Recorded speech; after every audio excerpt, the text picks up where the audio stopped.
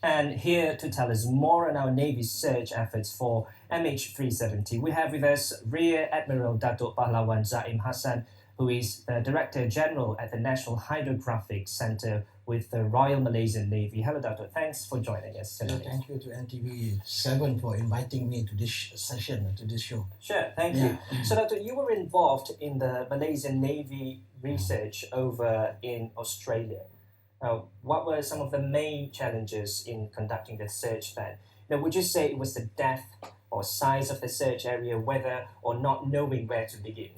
It's cover the whole aspect of what you are saying just now. So it cover the area, the large area of the search.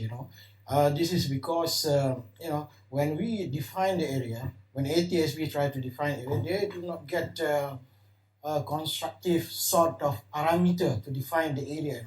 If there is more uncertainties, they will create more areas. The larger the area will be.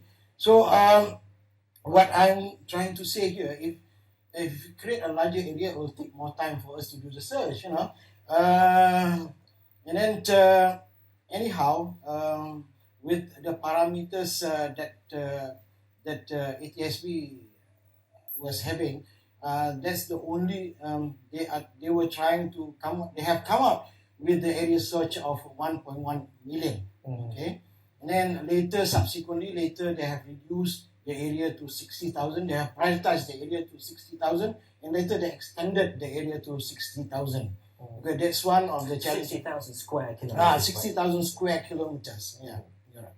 Yeah. The other challenges is that initial challenge is that the insufficient data that we have in that particular area. Exactly. Knowing that it is not that area is not a traffic lane, it's not a transportation lane, it's not a commercial lane. So the probability of having a good data is nearly to zero. The only data that we can have is only from the JetCo data.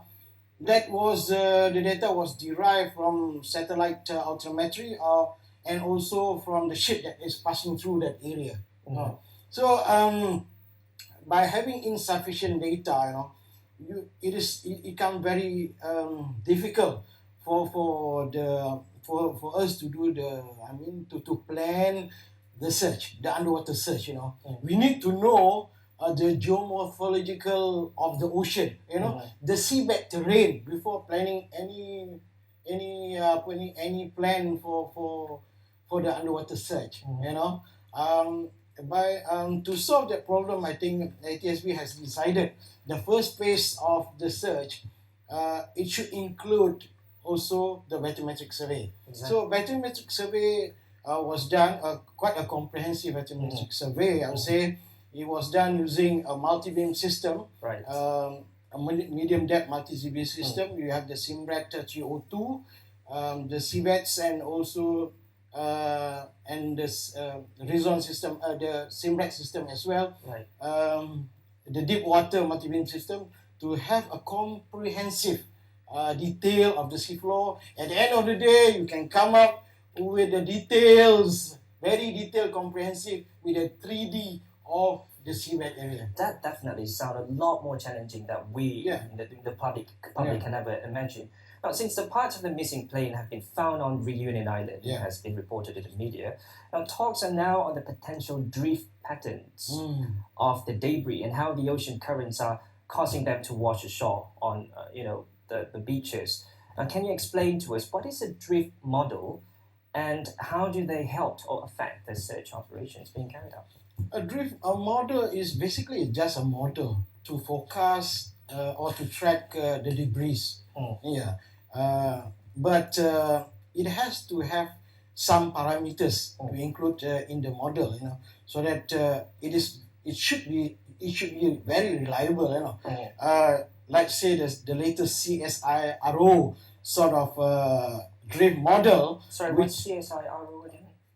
is the Commonwealth Research Institute. What does it do exactly? If you can. It is a scientific research center. Okay.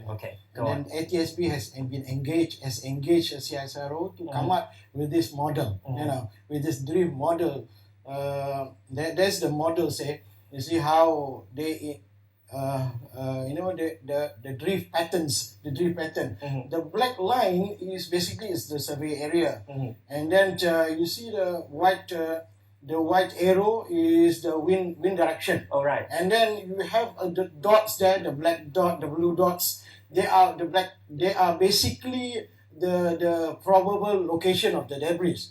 As you can see, it moved. Initially, it moved from the search area. It moved northwest, and then it subsequently it turned to westward.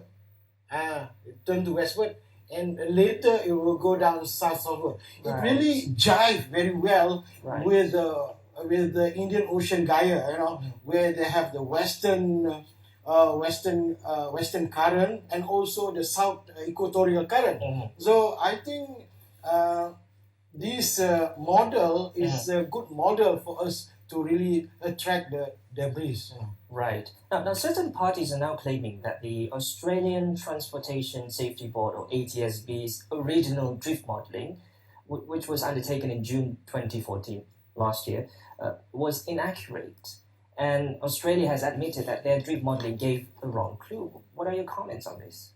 You are right, Muhammad, to say that they have admitted there are some flaws in the initial model, because this was admitted by the ATSB himself in one article, stating that there is a flaws in transferring the wind data, and then the model also is not inclusive of the western part of the Indian Ocean, but later.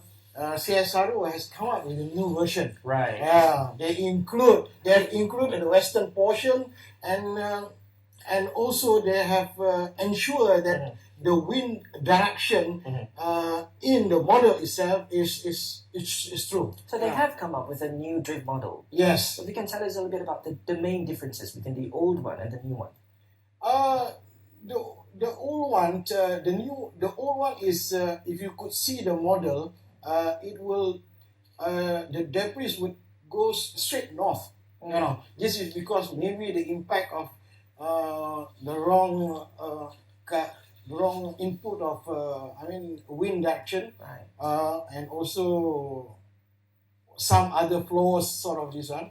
But the initial one was drifting right to Sumatra. Maybe the landfall should be at Sumatra. But the new one. It is in accordance with the Indian Ocean Gyre. Right. That make me more confident of the new reversion of this model. The original one was a bit more misleading. Yeah, misleading. Yeah, you're right. Sometimes it's human error. Right.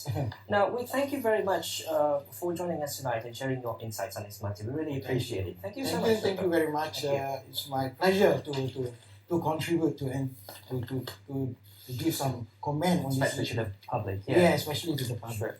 Now, we'll be taking another short break now, and when we return, Typhoon Soundalar smashes into Taiwan. Stay with us.